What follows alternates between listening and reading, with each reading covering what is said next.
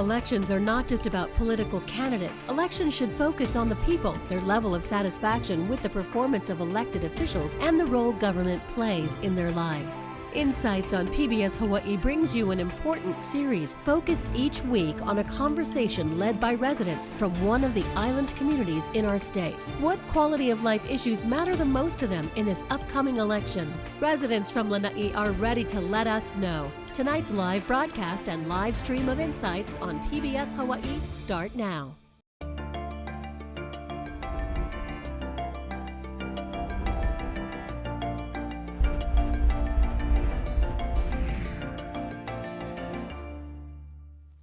Aloha and welcome to Insights on PBS Hawaii. I'm Laurie Amada. We've heard from residents of Kauai, Hawaii Island, Oahu, Molokai, and last week Maui about the quality of life on their islands and some of the challenges they face. Family, often a deciding factor for many people in choosing where they live.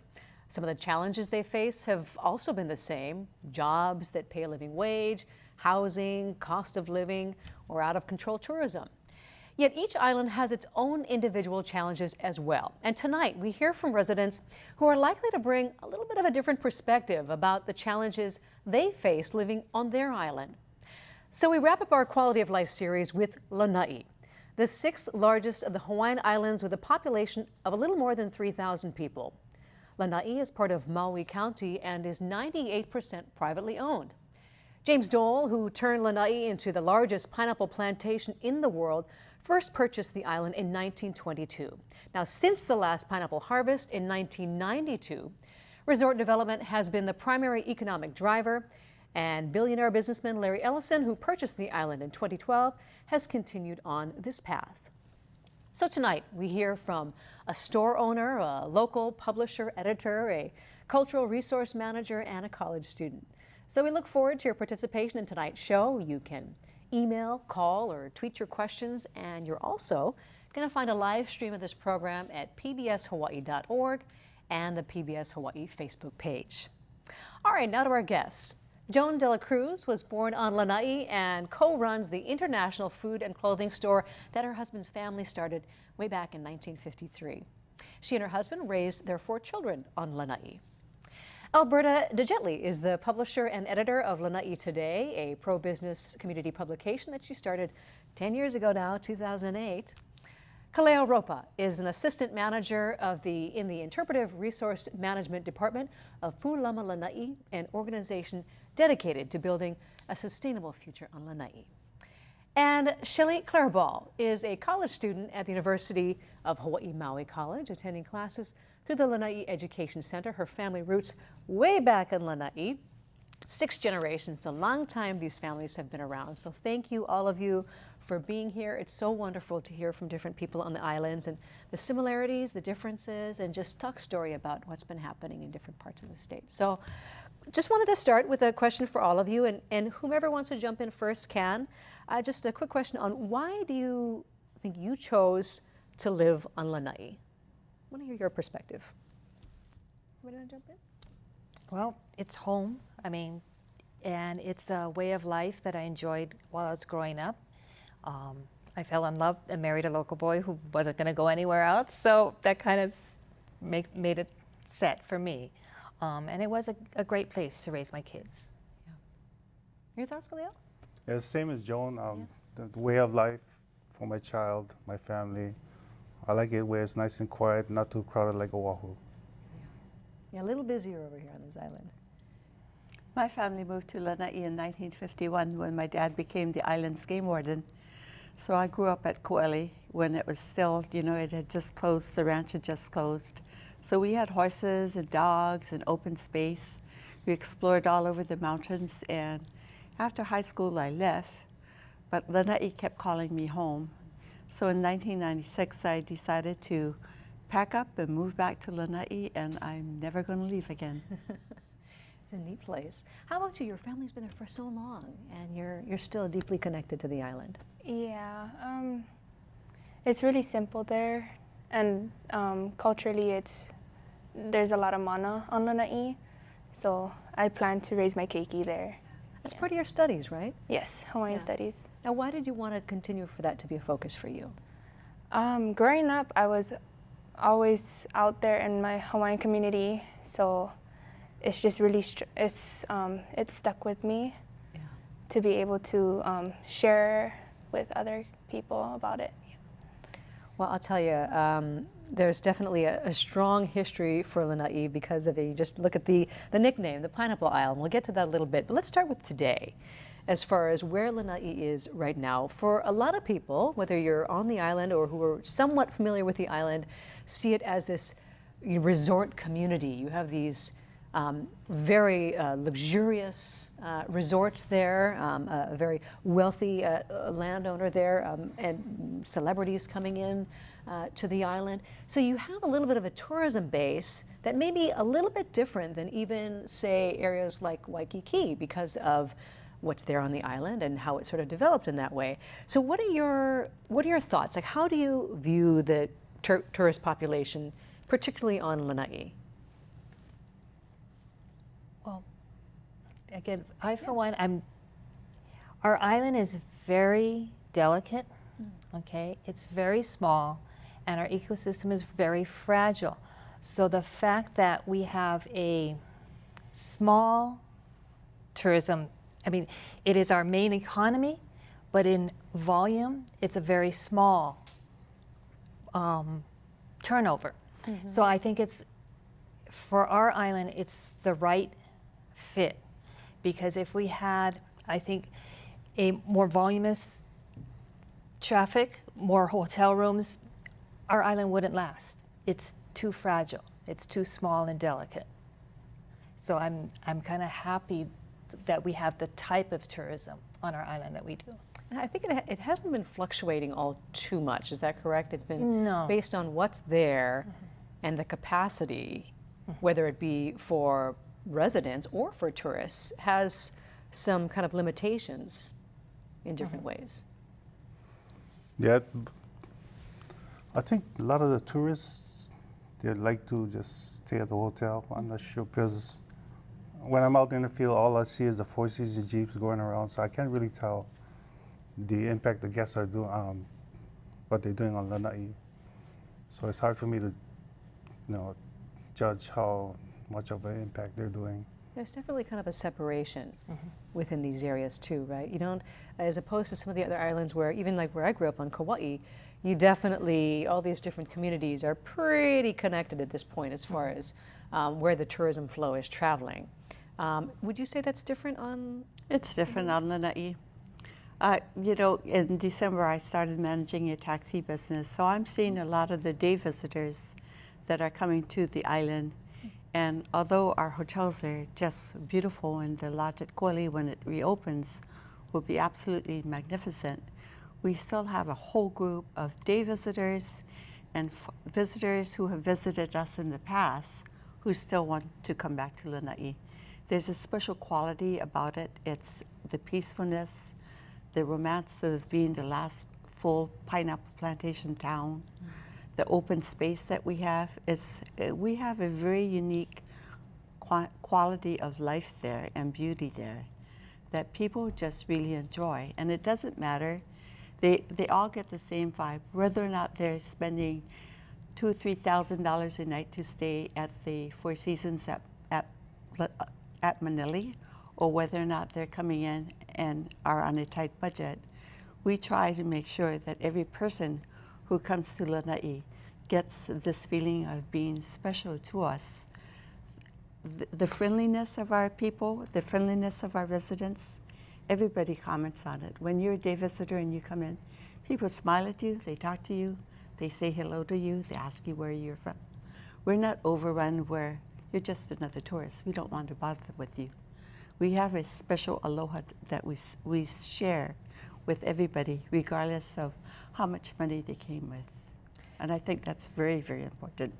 That's an interesting perspective too, in the sense that you've had a service community there, a very prominent service community for such a long time that it's generations now that have been part of either the hotel establishment or so the resort area. So I would think that sort of a natural flow out into the community as far as that mindset of welcoming people in. Is that a little tough sometimes?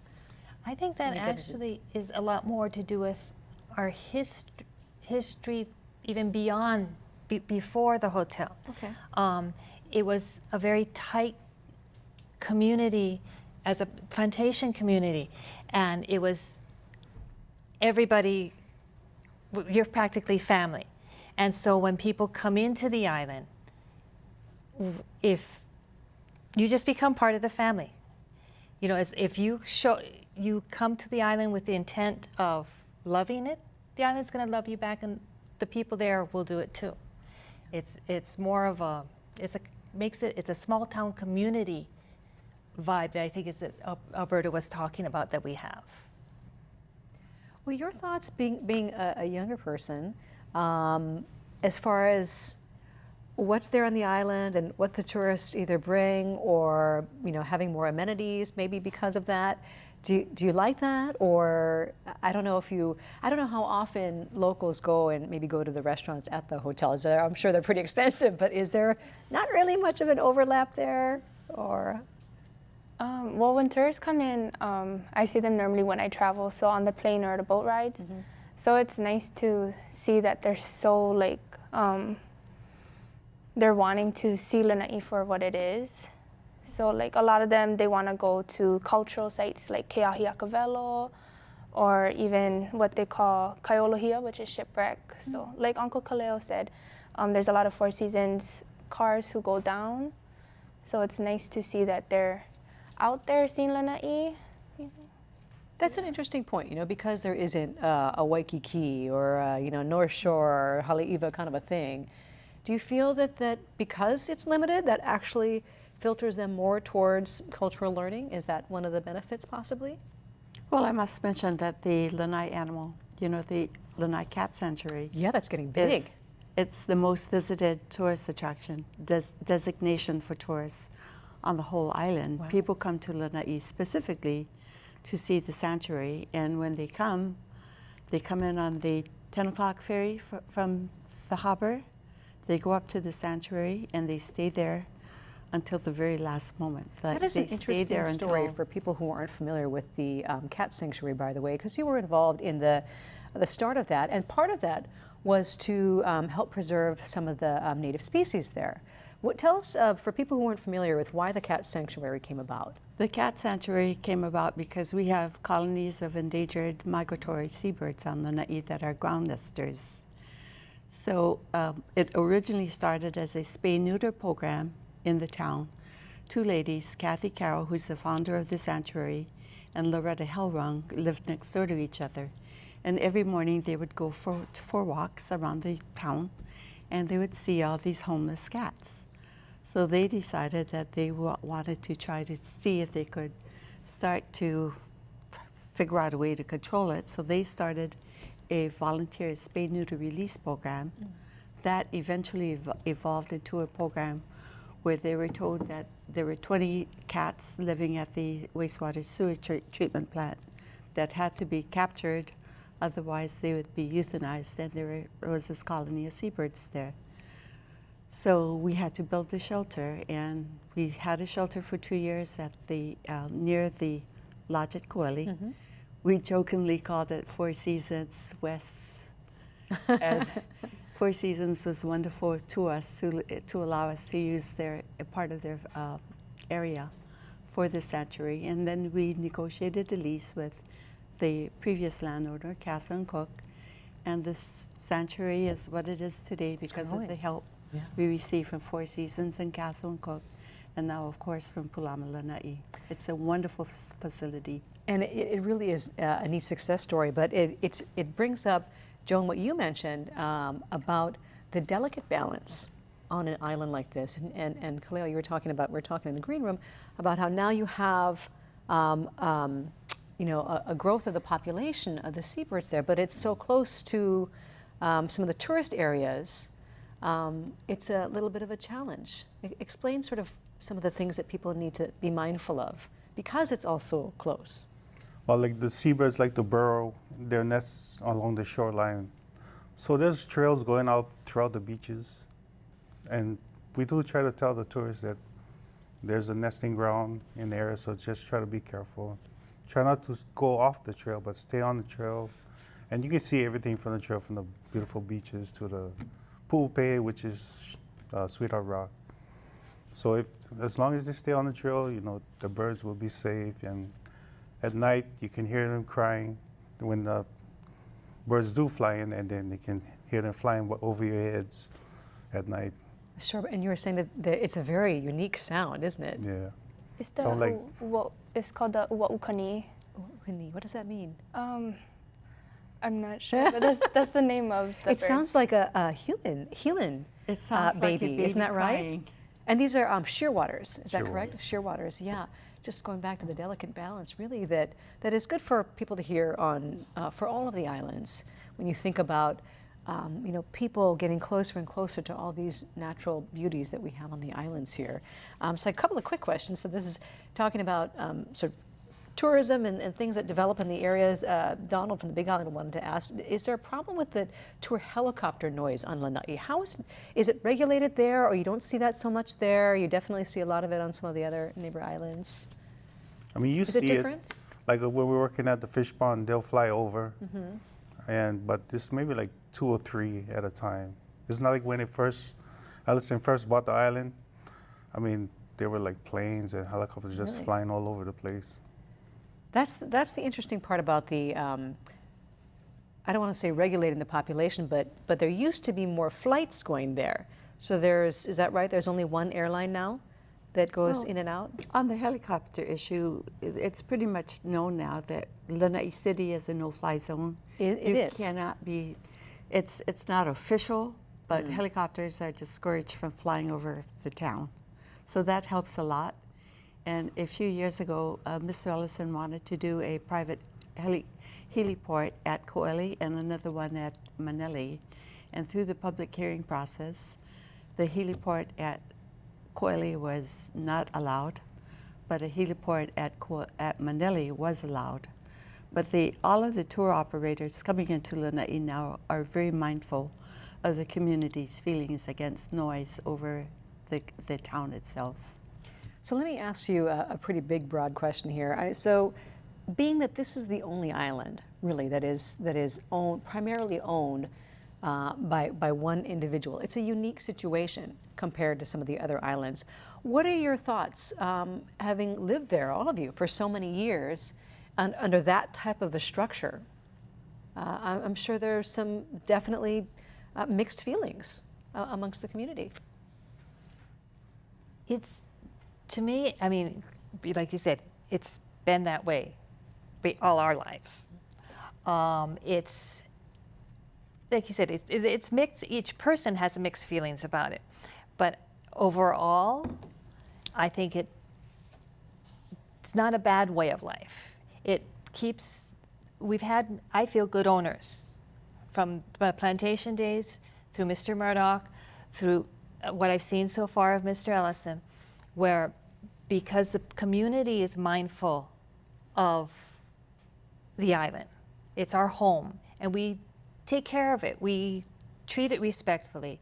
The landowners haven't barred us from areas, and that's a thing that I think is really important for us, for our quality of life. That is why our quality of life is the way it is. What we enjoy about Lanai is our ability to be able to go to all our favorite places and have them still in the same condition they were 40 years ago and have access to them. And I think that's what makes Lanai a good place to live. Now, Pulama Lanai, that is an entity that's under the umbrella of Mr. Ellison, and so that's kind of his sort of vision as to sort of and where the resources and the time is going to be. What are the areas of focus, and what are some of the areas that have changed because either it didn't quite work out the way that you thought it would? If you take a look at the website for Pulama Lanai, you see focuses for, say, desalinization, for different types of energy sources, for building the economy, and some have worked, some have not so much. Tell us what's happened in recent years in some of those efforts, and what's been the challenge? Well, the best thing about having one landowner and one entity controlling the island is you are not working with multiple developers. You don't have Joe Blow down the street saying, well, I'm going to do this and trying to do that, the process. You're working with just one company. And the company is very mindful that our value is in keeping it as natural as possible with as much open space as possible. So I am with Joan in that the landowners over the past 30, 40, 50 years have done a really good job in maintaining our character and our open spaces. What are your thoughts, being a younger person who's considering how long you're going to stay here or elsewhere or come back? I mean, you've got a long life ahead of you and a lot of decisions to make about how you want to move forward in your life, and there are a lot of young people like you who are thinking the same. Yeah. Like my thoughts on Pulama Lanai? Yeah, or as far as what's on the island and how you envision how you can build a life there, or maybe for other people that, young people that you know, what are their thoughts? What do they express about what's going on in their minds and their challenges as to whether or not they want to stay and they feel like it's a structure that they can live with, or if they want to live elsewhere? I feel like my generation, people my age, they think Lanai is too slow, and a lot of people say there's not much to do, but there's so much on Lanai to do, and you just have to have an open mind for it and have the heart to stay there. I think we saw some video here that, yeah, it's nice little towns there. So let's talk about some of the difficulties, in the sense that, I mean, this really is the case for a lot of the islands, but I would think Lanai, as far as resources, getting supplies in, whether you're a business person or if you're somebody who needs supplies for their shop. I would imagine that it's limited, Yeah. and it's a challenge, I'm sure. I don't think that would be probably disputed by too many people. Talk about that a little bit, because that's got to be tough, day in and day out. It is. What's that like? As far as from the business end, okay, it's basically all our businesses are small businesses. Mm-hmm. Okay, we're all mom and pop businesses, and it's getting supplies. For one thing, is very expensive. Okay, if you have a small store on Oahu here, your distributors is going to drive up to your door and give you your goods. No extra cost to you. Anything you buy for a business on Lanai, you're paying a pretty good size freight charge, whether you have to fly it in. Young Brothers is now basically a minimum $50 charge if you're bringing a small pallet or a medium-sized pallet. Really? And so everything you bring in, it costs that much more, and then that just gets it to the harbor. Now you have to have your own vehicle, and usually a forklift or something to get it off your truck, but you have to transport it from the harbor up that 7-mile, very curvy, steep road, and get it to your business. Yeah. So it's just logistically wise, it's a very difficult to do business on Lanai. Not as many flights. Yeah, not as I mean, like maybe 5 flights. Right yeah. now we have 5 flights a week. 5 flights a day. Coming up next month, they're going to be adding a 6th flight, a couple days a week, but that's mainly for construction, bringing construction workers in. Early morning, bring construction workers in. Come September, we've just been told that we'll be having 6 flights a day, every day. So that's just your commercial flights for people. We have one good air freight company that comes in regularly, twice a day. Twice a day. 5 days a week. And then we have our one Young Brothers barge a week. So for some of the businesses that you're working with, Alberta, what are their thoughts? Do they feel like they have enough for it to be sustainable, or is it constantly a challenge? One of the challenges that I find for them is that a lot of residents shop off island.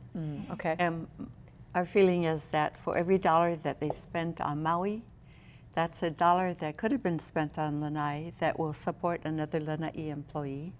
It supports, we need all of those dollars to remain on Lanai as much as possible to support small stores like Joan and to support Pine Island, to support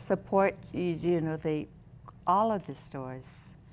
And when people go off to Costco and they're spending $1,000 at Costco, it takes away from their neighbors. And it takes away from our businesses. And I know it's expensive to live on Lanai, but if you go to the post office and see the Amazon is actually the biggest retailer on our island.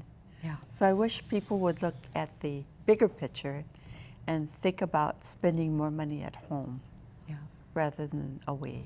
Shelley, when you come to Oahu, what do you have to get? What do you have to get when you take a trip to Oahu or another island, or Maui maybe for that matter? Like, I take clothes. That one I'll give her because you can. Yeah. I mean, we have one very cute little boutique Yeah. on the island, and I think she does a really good job. But it's one, and everybody doesn't want to wear the same shirt. In town, how many would you say either little restaurants or shops in Lanai City there? Where are you guys at approximately? Grocery stores, Three Tokyo shops, 4 grocery stores. 4 restaurants maybe? About 4 restaurants maybe? 2, 3, Pelly's Other Garden, 4, Blue 5? Ginger, Cafe. Cafe 565, and Nokaoi Grinds. and Ganotisi's. Ganotisi's. How are they doing? and Are they Lanai getting City enough? Are they Service. getting enough business? Is it sustainable? They are. It's tough for them, and Yeah. it's one of the. Competition is tough, and it's one of those they have. We all actually basically, like I said, we're all mom and pop. So we have one business on the island that isn't a mom and pop, and that's the hardest one for us, all of the small businesses, to compete against. And see, this is, I would think, one of the biggest conundrums on the island, because you have, one very large landowner, and based on what you're saying, a pretty good landowner who's been pretty fair. But at the same time, there's limitations on how quickly the island could grow if people wanted to grow businesses more, if people wanted to do things that your Palama. Lanai very involved in trying to look towards sustainability for the island. And for sustainability to happen, I would think in certain areas growth needs to happen. So what are your thoughts? What are the things that you tried to bring to the table or try to inject in the conversation to try and keep moving it in that direction, or find that balance between some level of growth so that something like sustainability could be achieved or moved toward without sort of breaking that balance? What are your thoughts? I know Palama is trying to encourage like small businesses. Like I know they try to start a piggery, and they have a chicken farm. Really? Just slowly. So that's on. fairly new. Yes. Okay. And that's about the 2 that I know of right now. That's kind of like starting to slowly build up. So how is that possible? How is that being made possible, and how might that be able to continue to grow, or might other businesses try to follow along? Or is it still pretty limited? What's sort of the layout of how that's working right now? I think what they need to do is, well, as soon as you get established, you gotta try to find a customer to actually, or go out there and not just sell on the island, but try to branch out to other islands. Okay. I'm not sure how long or how they're trying to get out there yet, because right now they're just selling on the island, and I'm not sure if they started branching out to Oahu or Maui yet. So they're trying. Yeah. So what else do you think are the possible options, considering what Lanai is today? And the fact that you're probably going to have one primary landowner for quite some time. How do you see then moving forward? How do you see handling growth in a way that makes sense for the island? Well, one of our biggest factors on limiting growth now is a lack of housing. We have had land put aside by Mr. Murdoch, gave it to the community to have affordable housing, workforce housing built, and it has been sitting undeveloped for more than 20 years. We have had yin-yang studies on housing and going to surveys and doing this and doing that. And here we are 20 years later, we still don't have any new housing in the near future. So what's the holdup there? Is that permitting or? The county is saying that we don't have enough people who qualify. So they don't want to build the infrastructure to build housing. So the biggest slap in the face was a few months ago when the county came in and said, after all of the studies that they did, that they were going to give us 20 house lots and 2-bedroom apartments as possible housing, but it's not going to happen for 5 years. We don't have enough contractors in this state. We have employees, we have residents who work in the hotel industry. They don't have time or the know-how or the financial ability to go out and build their own house. Yeah. We need turnkey houses. So I don't know what the answer there is, but past studies have shown that we need to grow our community to a population of 5,000 people to make it sustainable. Then it will all work. We're just too small to be self-supporting. You have to have a certain mass of people. So if you look at the big picture, okay, we could develop more vacation rentals. Internet-based businesses would be an option. There are people all over the world now who are working on businesses that don't require them to be in an office. They can work online. For myself, I'm working with my graphics designer who is in Santa Fe, New Mexico. We've been doing it for a year. It works beautifully. We have worked together all over the world. When he goes on his vacations, he's been in England, he's been in Australia, he's been down in Panama. They've been all over the place, and we can still communicate via the internet. Yeah, so that's the kind of businesses that we should be looking toward. But where are they going to live? What are your thoughts on that, Shelley? I mean, this kind of goes to one of the questions I got here too. I'm not sure, there might be some crossover here. Harold from Kona saying, would you like to change the quality of life on Lanai, and if so, how? I mean, obviously you're very connected to the culture there, but there is the realities of trying to make a living at some point and trying to find housing if you want to live there permanently. What are your thoughts on your generation moving forward as to what you think would make it more attractive for more young people to possibly stay? What would make Lanai more attractive for young people? I'm not. More opportunities, maybe, do you think? Possibly? Yeah, possibly. I don't know what to I know it's say tough on that. sometimes. I know when I was 18 and I was on Kauai, I'm like, okay, bye. I'll be back later. Let's talk a little bit about a couple of other questions here. This is from Dolores and Aina. She said, she's talking about healthcare and some of the other types of facilities there and care that people need. So she says, on Lanai, what are the healthcare facilities and what are the options for seniors living? We had some, maybe we'll pop up some graphics really quick here if we could. We had something, some population numbers, I think that maybe we could show that while we're talking about this. Some Lanai facts talking about the population, which is, I think, down just a wee bit maybe. And the median age there about 40. Looks like the workforce is growing a bit. You can see the graphics behind you there. Household income maybe down a little bit. I think we had another one too on the Lanai population age outbreak, and showing that the majority leaning toward the upper end of the age group. So knowing that and concerns about the facilities that are available to the population, the healthcare facilities, the senior care facilities, what's going on and what are the challenges? I think our kupuna needs more support. Yeah. I mean, they have a kupuna, hali kupuna, but I don't see no like nurses in there. I don't see no, like Pohainani, they have all this support of people helping these senior citizens. I don't see that in Halikapuna, but I know Is they that have one a of the senior main, center. facilities there?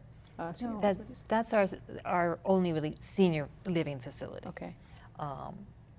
I think we're in a much better place, I think, than we were 10 years ago. We've come from only a single healthcare provider on island. We used to just have Straub. We now have, okay, I'm sorry if I'm going to butcher this, Napuawai, which is a Hawaiian healthcare organization that does outreach programs and support. And then we now have a Lanai Community Health Center, which is growing. Keolaho. Keolaho is part of Yeah. Napuawai. Yeah, okay. Yeah. Yes. And- Napuawai is their parent organization on Okay. Molokai. And so we have a brand new hospice facility. Yes. It's very small, but we have it now. But like So there's he more said, infrastructure there, but having the people there. yeah. Lanai Community Health Center has been the biggest. It's just been a wonderful facility. It serves the uninsured and the underinsured, and it takes other people with insurance on a sliding scale. They have activities, health wellness activities, every single day of the week, and not just one class, but multiple classes.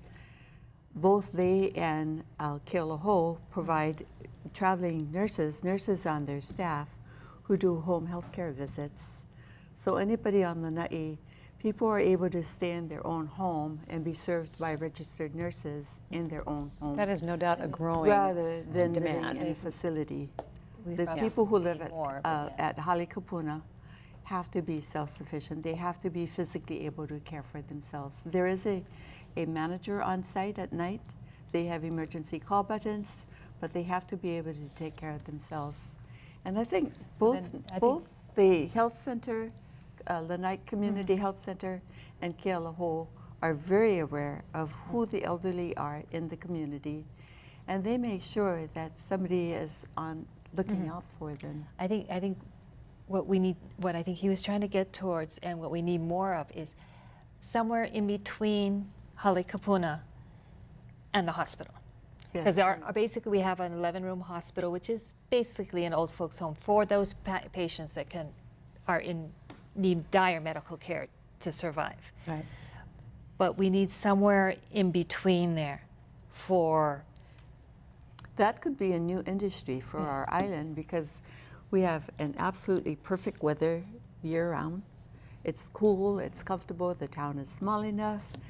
We have sidewalks all over town, so if they're in a wheelchair or a motorized wheelchair, they can get around, they can travel, they can see, they're not confined to living in a single room.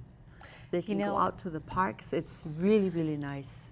So it's nice to see that there's some infrastructure going in, but That from what hasn't happened yet. We've been working from what we've toward been it. talking about with Lanai, as well as with some of the other islands, one of the bigger problems now is just having the people, the expertise that are available for the community to fill those facilities and to be able to provide that service.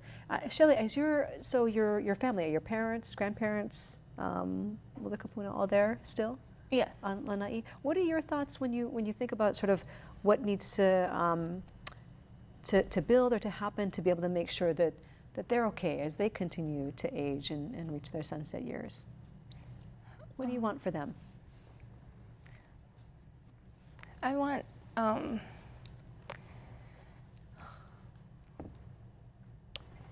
how do I say it? Like, I want those resources to be like how they're saying, needing a resource in between the hospital and Halikapuna. That resource, I think we need more resources, so that way if they do get older, when they do get older, you want them to get older. yeah, when they do get older, they have that. Yeah. Yeah. This is the tough part. Roger from Lanai, so he's coming from the island. He says, maybe you know him. It's a small island, and he says, and he says he likes it as it is. He does not think that the folks on Lanai want growth or progress. On the other islands, growth brings problems, crime, pollution, traffic, etc.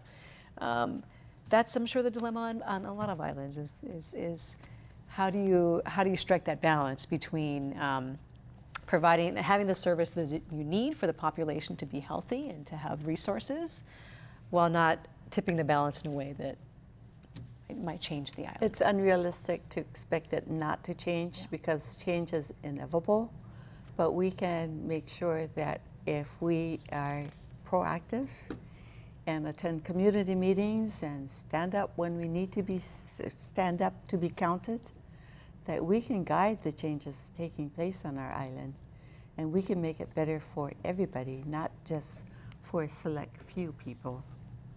How is it as far as bringing the community together? Maybe I'll ask you about this, Shilly. You have very distinct, different ethnic groups on the island because of the history with the plantations. You have a lot of different ethnicities, and you have people coming in from. It's all intermarried now. Intermarried now? Would you say everything's pretty intertwined? Intermarried. So would you say that everybody works well together? And you know, some islands it's a little bit more separated. Sometimes because of the way that the towns have developed. Sometimes the way that different ethnicities have come in at different times. What's your perspective on how people are able to come together and voice their opinion, or? It basically, on Lanai, I feel that if you're from Lanai, you're from Lanai. It doesn't matter if you're Filipino or Japanese or Haole, Hawaiian. You become part of the community, that the ethnicity doesn't matter. I mean, my children are quarter Japanese, quarter Filipino, half Haole. But they're just from Lanai. It's a community.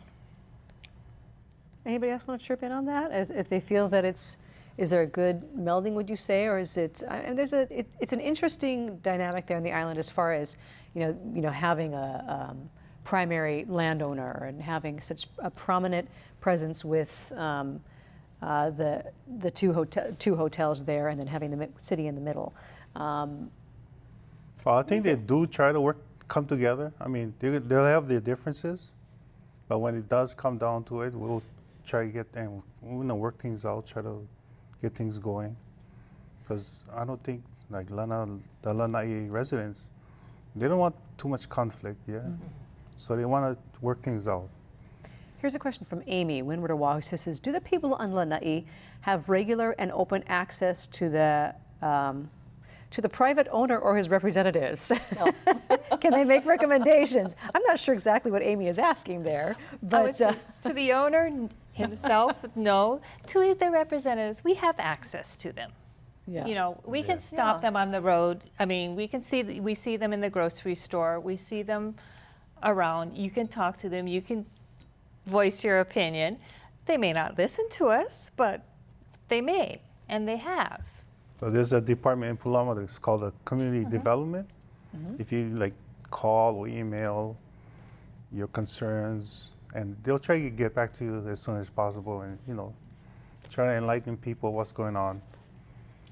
Senior Vice President is Lynn McCory, and she's director. She's in charge of government affairs.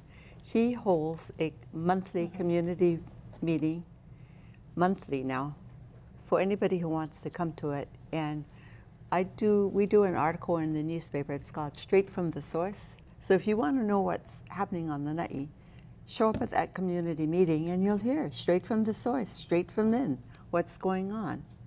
This lends right into what you're talking about. Jeannie from Kaimuki, she says she wants to know if people in Lanai feel that they're helped enough by their elected representatives. No. Oh, that was quick. It's politics. What do you think? It says we on Oahu here never hear news about progress, housing, sustainability, that kind of stuff. And so I think they try, but they're not always listening. It's very difficult. What do you think they need? What do you think they need to hear? They need to listen. What do they need to hear from you? What do you think? What do you think is important that would help? That would. Any thoughts? I guess the hard part about politics in regards to Lanai is we are, you know, we were talking about this earlier, we're the stepchild of the stepchild, okay? We are the small population on a small island which everyone thinks should be taken care of by our landowner, but we are still part of this county, we are still part of the state. And so I think our politicians tend to forget that. Your thoughts, Kaleo? Should I make you answer that? Yeah, You know, I mean, we could get more support from our leaders, Yeah. community leaders, politicians, but it's like,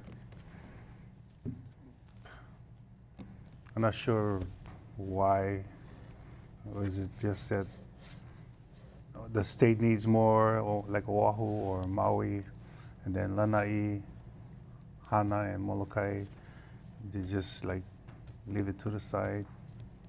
You know, I think for a lot of people who aren't as familiar with what's going on the island and people's perspective, they look at it and they say, my gosh, there's all this land over there, this former pineapple land, it's sitting fallow, and why don't they could do something with that, and you know, they could grow the island.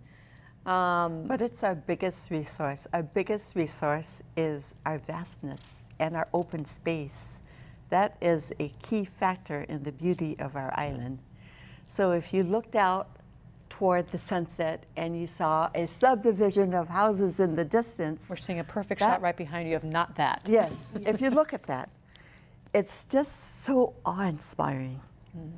So that's what we want to see. We don't want to see a new town there and another town there, or some guy's fancy house up on the mountain reflecting its windows at us. That's what we want. That would change. But a lot of that green open space from like the 1950s to the 90s, it was just covered with plastic, and it's never been recovered. Interesting. So the plastic's still there, so it's Really? kind of hard. Because of the pineapple fields, the plastic was there to protect. This is a couple of questions. This is from a proud pineapple picker, is what they're saying. 1968, I spent a summer picking pineapples on Lanai. Has the island kept any reminders of its pineapple plantation legacy? I would think The so. black plastic. That is a legacy. You could say it's a legacy. That's true. Actually, I'm there's, sure there there's is. a lot of the old plantations still around. The Lanai Culture and Heritage Center still has a picking machine sitting on the side because they don't have anywhere to put it. We have our old fire engine. We have a lot of memorabilia from the era. The Culture Center has done, I think, a really good job of preserving anything that they can really get their hands on. And Shelley, for you, for the focus that you have on the culture in Hawaiiana there in the island, what do you want to share? What's important that you love to talk about Lanai and what's been preserved there? I love talking about the stories. The mo'olelo is what really gets to me on Lanai, because there's some mo'olelo about Lanai, and there's some mo'olelo about Lanai that represents the people and how strong of a community we are. Like, one story is of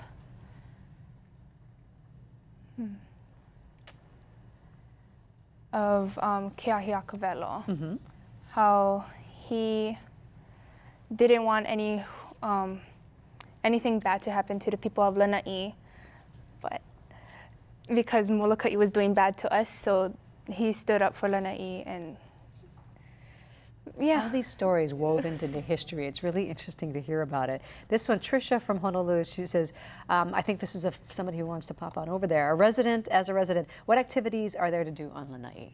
Cat sanctuary. Cat sanctuary. There's fishing. fishing. There's a lot to do with, there's the hunting seasons you were talking Hunting about. season. they're just beautiful hikes on the island. The beach is The beaches. wonderful. Beautiful beaches. Camping at the beach. There, you can camp. Non-residents can camp by permit. It's just one of the safest, most beautiful beaches to camp at. So that would be a really big plus thing for people, Yeah, especially outdoor people. I feel like the outdoors, then you'll get by on Lanai. Now, where else would people stay? That's what I was wondering, because I don't think I could afford staying at those those hotels. Are there B&B Airbnbs Yes, there? there are Are 11 there- permitted. There are There's 11 registered permitted vacation rentals. Are there? you Is can that get. more? Have been some recently that Other have popped people up? are applying for them. We have a How do number. people feel about that? Well, we need them. We need some. We need them. It's another one that's a mixed thing too, though, because they're popping up, and then we're also, the more of those that pop up, a lot we're losing. You know, the short-term rentals that are popping up, we're losing houses for our young families. So we need them. I'm not arguing with thing, that delicate balance. It's that There's delicate delicate balance. We balance. need more of everything, but we don't want too much of everything. So it's hard. My niece and nephew, they have been coming to. They got married at the lodge at Koili, and every anniversary they've come back, and they have grown teenage daughters now, but they haven't been able to come back to the lodge because, of course, it's closed. But there's a vacation rental right next door to me.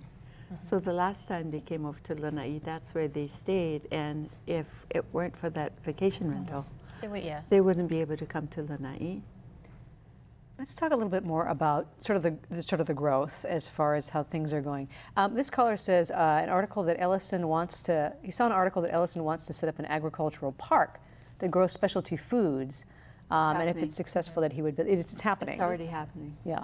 So there's some area in the area of agriculture that they're trying to work on. The company name is called Sensei, and they're building. They have already built some hydroponic greenhouses. Okay.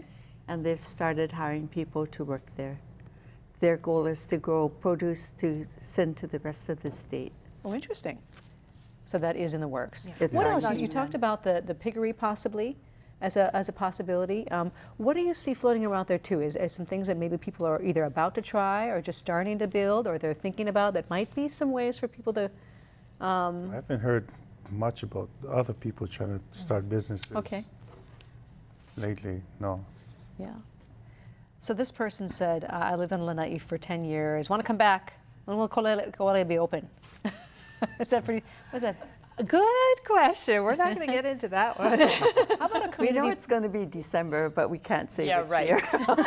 Do you think there needs to be? I'm going to pop back out of that just a little bit. I wanted to ask you about education really quickly. I know we don't have too much time left, but you had to go away and kind of come back or do some stuff online. How did that? Do you think that there needs to be more as far as educational resources on the island? Shoot. I think so. Yeah. Because for me, for my field of study, I have to take some courses on a different island and then take some courses back home. Like, so right now I'm doing whatever courses online I can do, and eventually I'll have to leave just to do like my lab works and whatever else to finish. So yeah, just the whole coming back and forth thing for education is kind of hard. Tough. Well, I know we're running out of time, so I want to make sure I ask you this last question. I think we'd kind of prepped you guys earlier. Same question we've been asking everybody on our different panels here, and this has to do with former Big Island Mayor Billy Kinoy. He had posed this question, which a lot of people are finding kind of an interesting topic to sort of ponder on, and that is, as a resident of Hawaii, do you believe we are a state of islands or an island state? Who thought about that a little bit and wants to answer? Go, It's girl. tough for people. When we're talking about it, we all feel that Oahu is the state, and we're all its evil, demanding stepchildren. All the money comes to Oahu. The counties aren't getting their full share of the TAT tax. Our schools are suffering because all the money comes to the bigger schools on Oahu. Our school is barely able to support itself. It's not able to support itself. We're not getting our fair share of money. And it's not just us. It's Hana, it's Molokai. So it's all Oahu. Everything is Oahu. That's tough. Sorry. Your thoughts? Well, like we were island talking states, earlier, state of like islands? she mentioned earlier, we're Yeah. like the stepchild of the stepchild of the stepchild. but a lot of people still appreciate it greatly and think it's a beautiful island. And you made a good point. I'm glad we got to show that video of the greenscaping areas on the island there that people so That much is enjoy our and jewel. That is our beauty. Do you think that the way that the island is moving in this, the direction it's moving is the right direction? We only have a little bit of time left for somebody to answer that. Are you okay with the way that it's moving? I love the changes. Yeah. I've gone away and I've returned.